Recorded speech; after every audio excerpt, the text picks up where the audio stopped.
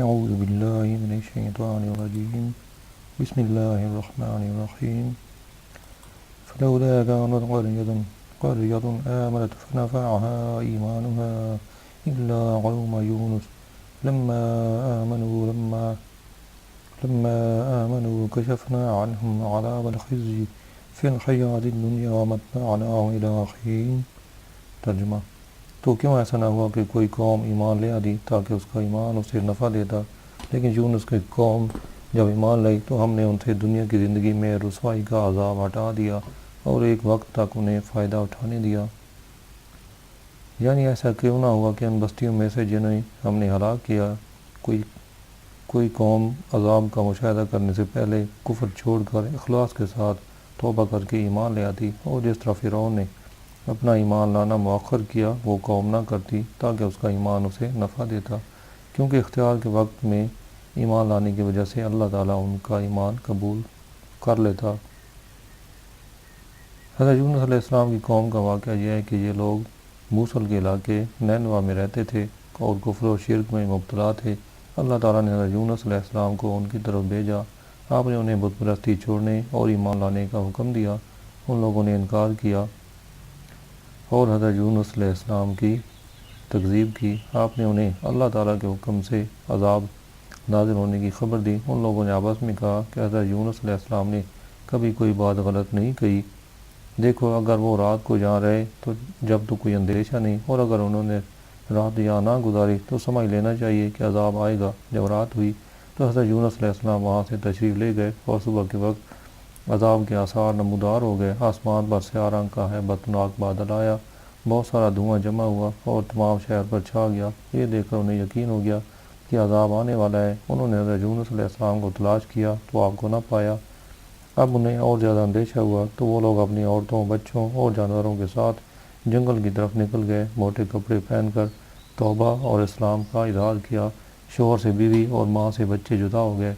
سب نے بارگاہ الہی میں گریہ وزاری شروع کر دی اور عرض کرنے لگے کہ جو دین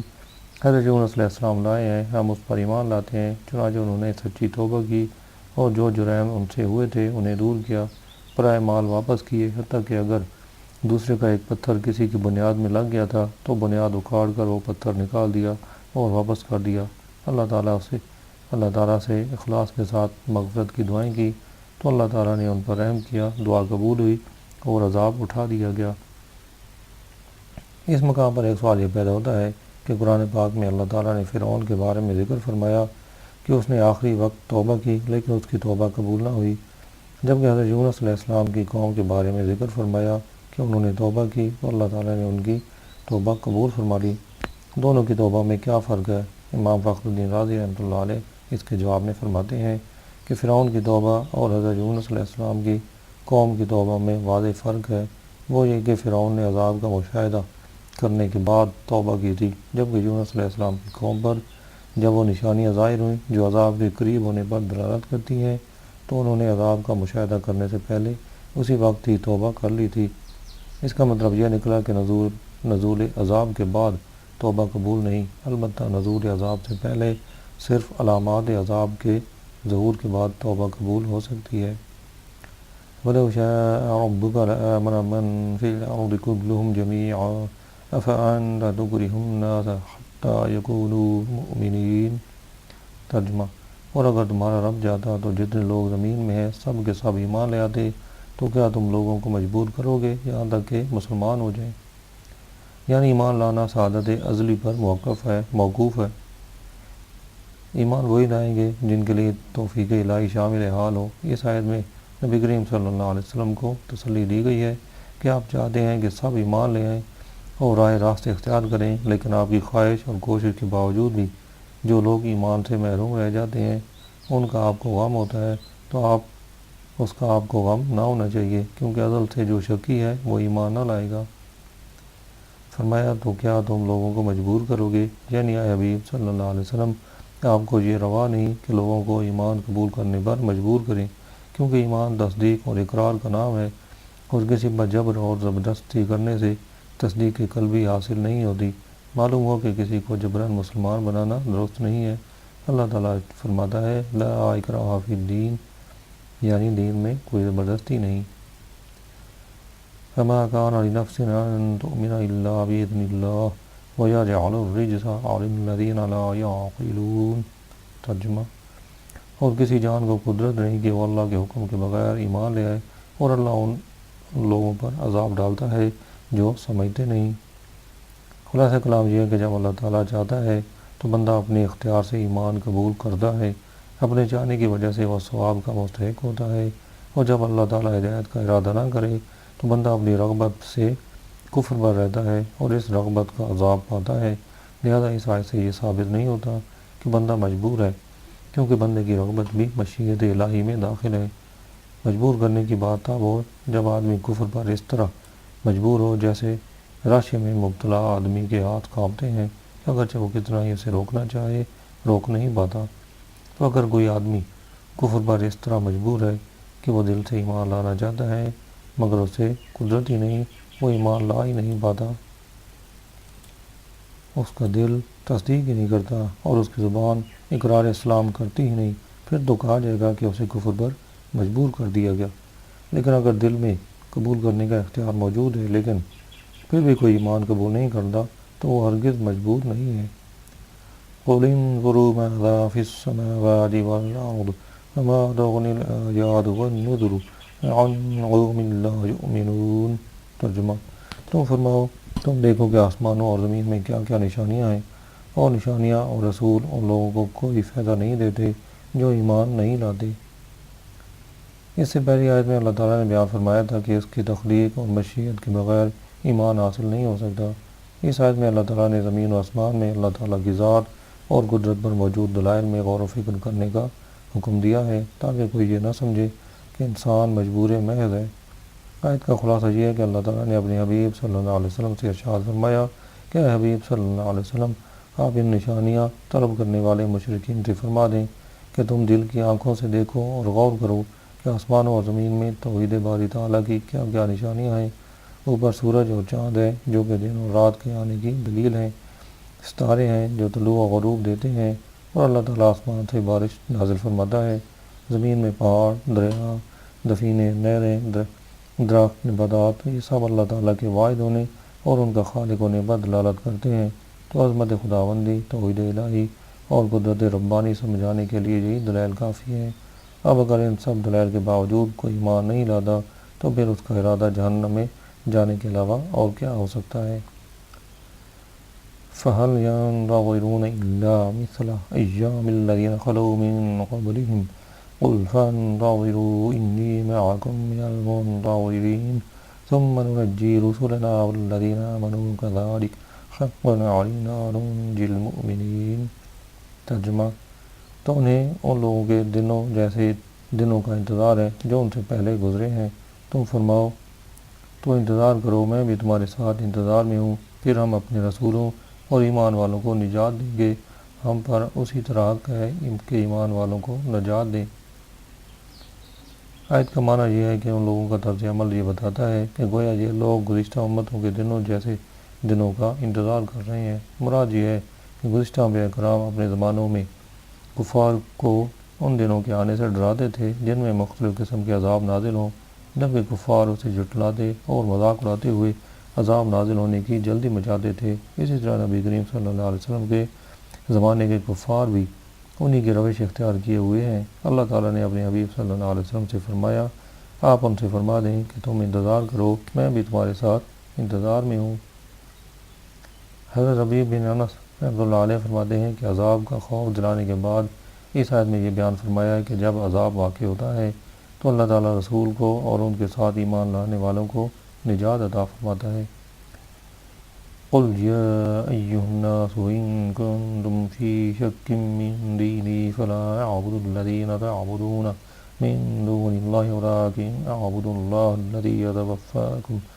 وَأُمِرْتُ أَنْ أَكُونَ مِنَ الْمُؤْمِنِينَ وَأَنْ أَقِمْ وَجْهَكَ لِلدِّينِ حَنِيفًا وَلَا تَكُونَنَّ مِنَ الْمُشْرِكِينَ۔ ترجمہ، تم فرماؤ اے لوگو، اگر تم میرے دین کی طرف سے کسی شبہ میں ہو تو جان لو کہ میں ان چیزوں کی عبادت نہیں کروں گا جن کی تم اللہ کو چھوڑ کر عبادت کرتے ہو،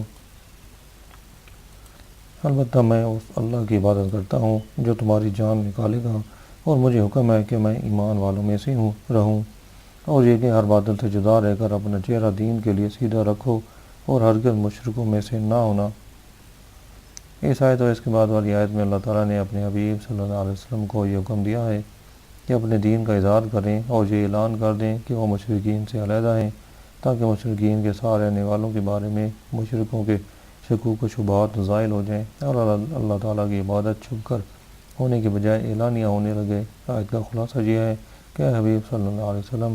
آپ اہل مکہ سے فرما دیں کہ اے لوگو، اگر تم میرے دین کی حقیقت اور اس کی صحت کی طرف سے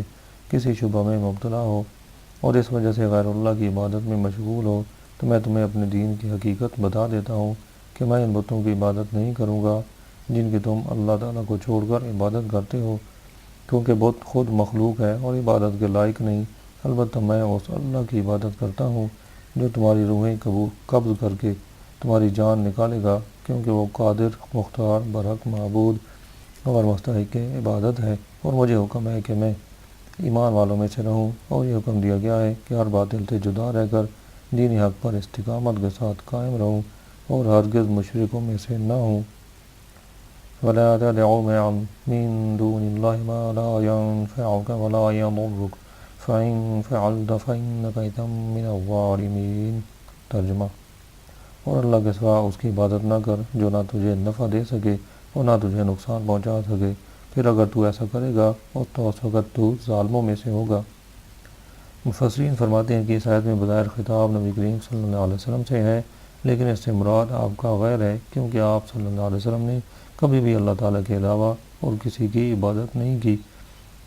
تو اس آیت کا معنی یہ ہے کہ اے انسان، تو اللہ تعالیٰ کے علاوہ اس کی مستقل یا شریک بنا کر عبادت نہ کر جو عبادت کرنے اور پکارنے کے باوجود تجھے کوئی نفع نہ دے سکے۔ اگر تو اس کی عبادت کرنا اور اسے پکارنا چھوڑ دے تو وہ تجھے کوئی نقصان نہ پہنچا سکے، اور اگر میرا منع کرنے کے باوجود تو نے ایسا کیا تو اس وقت تو اپنی جان پر ظلم کرنے والوں میں سے ہوگا۔ وَإِن يَمْسَسْكَ اللَّهُ بِضُرٍّ فَلَا كَاشِفَ لَهُ إِلَّا هُوَ وَإِن يُرِدْكَ بِخَيْرٍ فَلَا رَادَّ لِفَضْلِهِ يُصِيبُ بِهِ مَن يَشَاءُ مِنْ عِبَادِهِ وَهُوَ الْغَفُورُ الرَّحِيمُ۔ ترجمہ: اور اگر اللہ تجھے کوئی تکلیف پہنچائے تو اس کے سوا کوئی تکلیف کو دور کرنے والا نہیں، اور اگر وہ تیرے ساتھ بھلائی کا ارادہ فرمائے تو اس کے فضل کو کوئی رد کرنے والا نہیں۔ اپنے بندوں میں سے جس کو چاہتا ہے اپنا فضل پہنچاتا ہے، اور وہی بخشنے والا مہربان ہے۔ یہاں ایک سوال یہ پیدا ہوتا ہے کہ دنیا میں لوگ ایک دوسرے کو نفع بھی پہنچاتے ہیں اور نقصان بھی، جبکہ آیت میں کسی مخلوق کے نفع نقصان پہنچانے کا انکار کیا گیا ہے۔ اس سوال کا جواب آیت کے الفاظ میں ہی موجود ہے کہ مخلوق کے نفع نقصان پہنچانے کا انکار نہیں کیا گیا، بلکہ یہ فرمایا گیا ہے کہ جب اللہ تعالیٰ کسی کو نفع پہنچانا چاہے تو کوئی اسے روک کر نقصان نہیں پہنچا سکتا، اور جب اللہ تعالیٰ کسی کے نقصان کا ارادہ فرمائے تو کوئی اس نقصان کو ٹال کر نفع نہیں پہنچا سکتا۔ آیت کا خلاصہ یہ ہے کہ اگر اللہ تعالیٰ تیرے ساتھ وسعت اور آسانی کا ارادہ فرمائے تو اس کے رزق کو روکنے والا کوئی نہیں، وہی نفع نقصان میں ہر ایک کا مالک ہے، تمام کائنات اسی کی محتاج ہے، وہی ہر چیز پر قادر اور جود و کرم والا ہے۔ بندوں کو اس کی طرف رغبت اور اس کا خوف اور اسی پر بھروسہ اور اسی پر اعتماد چاہیے، اور نفع و ضرر جو کچھ بھی ہے وہی اسے اپنے بندوں میں سے جس کو چاہتا ہے پہنچاتا ہے، اور وہی اپنے بندوں کے گناہوں کو چھپانے والا اور ان پر مہربان ہے۔ قُلْ يَا أَيُّهَا النَّاسُ قَدْ جَاءَكُمُ الْحَقُّ مِنْ رَبِّكُمْ فَمَنِ اهْتَدَىٰ فَإِنَّمَا يَهْتَدِي لِنَفْسِهِ وَمَنْ ضَلَّ فَإِنَّمَا يَضِلُّ عَلَيْهَا وَمَا أَنَا عَلَيْكُمْ بِوَكِيلٍ۔ ترجمہ: تم فرماؤ اے لوگو، تمہارے پاس تمہارے رب کی طرف سے حق آیا تو جو ہدایت حاصل کر لے تو وہ اپنے فائدے کے لیے ہی ہدایت حاصل کر رہا ہے، اور جو کوئی گمراہ ہوتا ہے تو اپنے ہی نقصان کو گمراہ ہوتا ہے، اور میں تم پر کوئی نگران نہیں۔ یعنی اے حبیب صلی اللہ علیہ وسلم، تم فرماؤ کہ اہل مکہ تمہارے پاس اللہ کی طرف سے قرآن اور اس کے رسول محمد مصطفیٰ صلی اللہ علیہ وسلم تشریف لائے ہیں، تو ان سے جو ہدایت حاصل کر لے تو وہ اپنے فائدے کے لیے ہی ہدایت حاصل کر رہا ہے، کیونکہ اس کی ہدایت کا ثواب اسے ہی ملے گا، اور اگر تم میں سے کوئی کفر کرے تو اس سے اللہ تعالیٰ کا کچھ نقصان نہیں، اور جو کوئی ایمان لائے تو اس سے اللہ کا کوئی فائدہ نہیں، کیونکہ اللہ تعالیٰ اس سے پاک ہے کہ اسے کوئی نفع یا نقصان پہنچے۔ اور جو کوئی گمراہ ہوتا ہے تو وہ اپنی ہی نقصان کو گمراہ ہوتا ہے،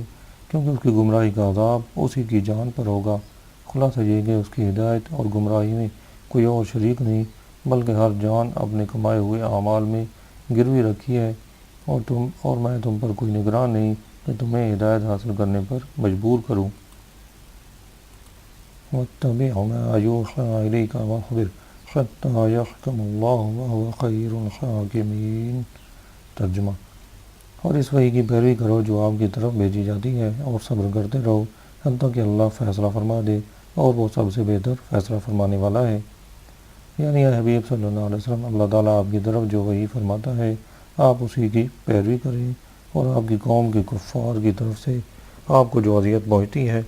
اس پر صبر کرتے رہیں حتیٰ کہ اللہ تعالیٰ آپ کے دین کو غلبہ عطا فرما کر ان کے خلاف آپ کی مدد کا